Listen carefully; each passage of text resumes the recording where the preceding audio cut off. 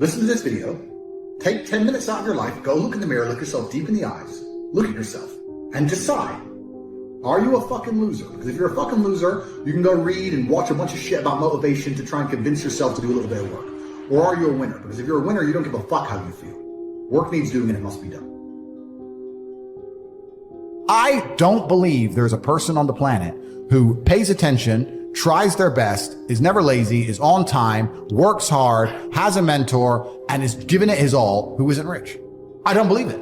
I think that if you do all those things, you're rich. And if you don't have any money, you're missing one of those key elements. Now, you can fool yourself and you can fool everyone else and you can pretend you're doing them. But if you're truly honest with yourself, am I finding people who are trying to teach me what I want to know? And am I trying my best? And the answer is fucking no every time. Feeling depressed is real. Yeah. Depression as a disease, I do not subscribe to. The idea, I believe, that if you feel depressed, something is depressing you, and you should try your best to fix it. You should take control of your life and do your best to fix it. The idea, but they don't say that. They don't talk that. They say depression like it's this magic thing that comes out the sky and it gets in your brain. You're sad no matter what, and there's nothing you can do about it, and you need to only take pills. And I think that's a very bad way to look at the world, and that's a bad idea to subscribe to. And if you start to feel depressed, let's say your girl leaves you and you start to feel depressed, but you believe in the idea of depression, you're now going to start diagnosing yourself as clinically depressed, self-hypnosing yourself into hypnotizing yourself into being clinically depressed. And it's amazing how you can speak things into existence. I cannot become depressed because I don't believe in it. The best option, the best thing to do is still to get up, be an adult, control your emotions, be stoic, and do the things you're supposed to do day after day. Laying in bed and doing nothing is never going to be the best option. The best option is still to go to the gym, to work hard, to run your business, to be successful. So it doesn't matter. We're talking about the different positions on the chessboard. But if the rules of the game remain the same, regardless of the position you're still trying to win, you still have to do the same things. So does it even matter at this point? If you come along and say he's depressed because of X and he's depressed because of Y and he's depressed because of Z, and the answer to all of them is still the same thing, then I don't give a fuck why you're depressed. All I know, what I will say as a matter of fact, is this world is hyper competitive, especially as a man. Most men are walking through life and they don't realize that it's constant competition. I was driving here. Even as I was driving here, I was looking out the window. I was looking at all these people just walking around. One of them had a fucking croissant. One of them was dressed like a dickhead because it's London. He thinks he fucking looks cool. This is a fucking moron. We've all seen them. Yeah, moron. Some of the dude just talking shit on the phone. Some other guy with headphones in, waiting to be fucking murdered, wouldn't even hear it coming. And all these NPCs, I'm just looking at them going, do they realize they're in endless, constant competition? Every single pound they want, someone else wants. Every single girl they want, someone else wants. There are people like me out here. I will destroy, you could get all 30 of them in a room and I will sit by myself and absolutely annihilate them in any single metric. And they're just sitting there just fucking floundering and wandering through life, unaware of how competitive the world is. Well, and whinging how unfair it is. And how unfair it is. And this is my point. If the world is truly that competitive, you do not have time to be depressed because it's a non-competitive mind state. You could be depressed for X, Y, Z, whatever. I'm not depressed. And I want the money you want, and I want the girl you want, and I want the status you want, and the car you want, and the house you want. And I'm going to get it, and you're fucking not. Motivation isn't real. Everyone says this. Motivation is not real. Discipline's real. I do not feel like training, but I still train because I'm a disciplined individual. You don't get to go through life only doing the things you feel like doing. So this is down to you, my friend. And listen, you may feel fired up for 10 minutes after this little talk, but you're not going to feel fired up forever. You need to put systems in place. You need to get discipline. You need to get an atmosphere of people around you who are going to keep you accountable and not make it easy for you to continue to be a fucking nobody. And then you're going to fix your life. Otherwise, you're going to stay a nobody. You're tired. You don't want to work. You want to go to sleep and just relax. You do it fucking anyway.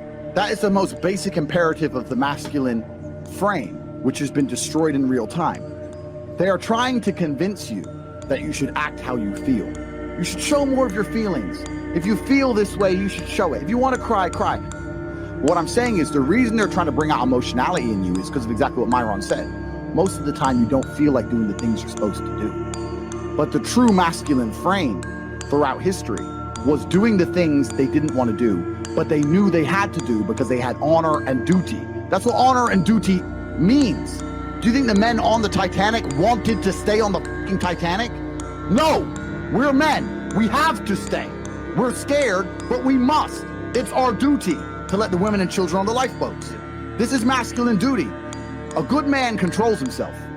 I have absolute self-control. Emotional control is absolutely and utterly important as a man.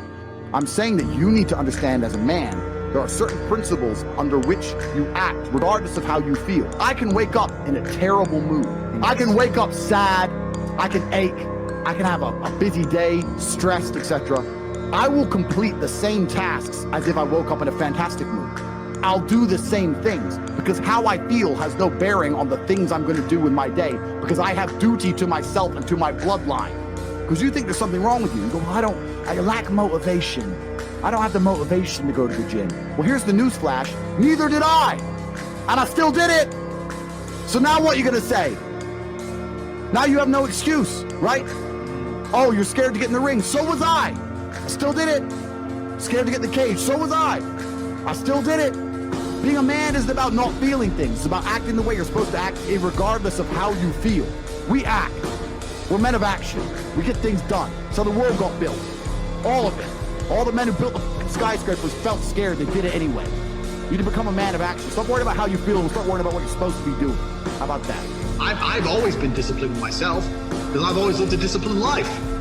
I lived in a disciplined household. Like there was no such thing as I don't want to. So even now, if I wake up and I don't want to do something, I don't need someone to tell me to do it because I'll do it anyway. I mean, who wants to run a marathon? Nobody.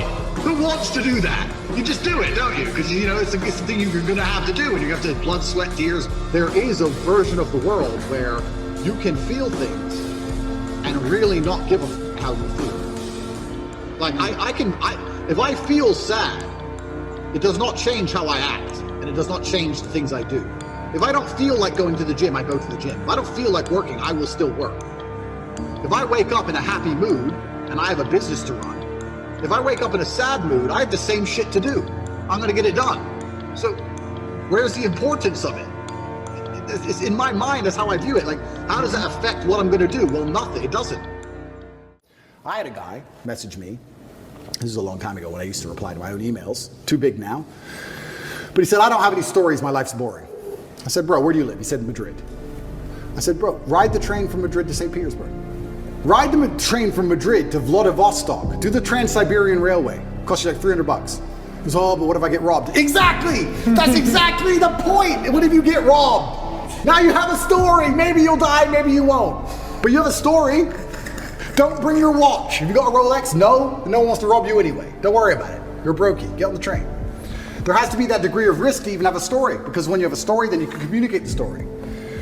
You can't be an empty vessel either. So when you say you're telling me how I build this 20-year-old into a super soldier. Yeah, he has to be a master communicator, but he also has to do things which are risky. Risk has value intrinsically linked to it, intrinsically. This is why people, when you do risky things, people want to hear the story. Your coolest stories involve risk. Something went wrong, this could have happened, I almost this, I made it out. Without these risks, you haven't got it. So I would say to the 20-year-old, do what I did. Get in the cage. Get in the ring. Knock someone out. Get knocked out. Train hard. Fighting will teach you everything you need to know about life. You'll learn everything about who you truly are. You'll learn if you're a coward or not. You'll learn everything about perseverance and hard work and dedication. Everything about being underappreciated. You learn everything about fear. You learn all of it. You learn everything about people. You win a fight, check your phone. Lose a fight, check your phone. You learn all about people. You learn all about women. I learned so much about women through fighting. When I had a fight coming up and I was weight drained and I had barely eaten in weeks and I'd lost all this weight and I had a world title fight and I'm fighting a guy who might kill me and she's complaining about the toilet seat. I learned all about women. You learn a lot about life through these difficult processes and paths. And there used to be for men like a rite of passage. In most societies, you had to go through something to become a man, from a boy to a man. But that thing was always difficult. It's always been difficult. Now you have to self-induce it, self-inflict it. But if you're going to be a boy and never bring on that self-inflicted rite of passage, how are you going to ever become a man? There's another thing people don't understand about me and my message. Sometimes I sit here and I say things that piss people off because that's how you trigger people to make action.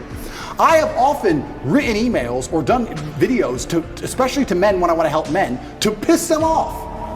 You're a loser.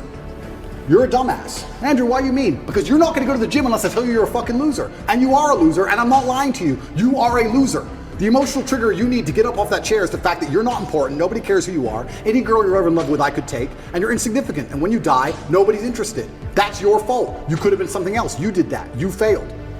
It has to be done. You have to be a master communicator. And sometimes that involves also insulting people.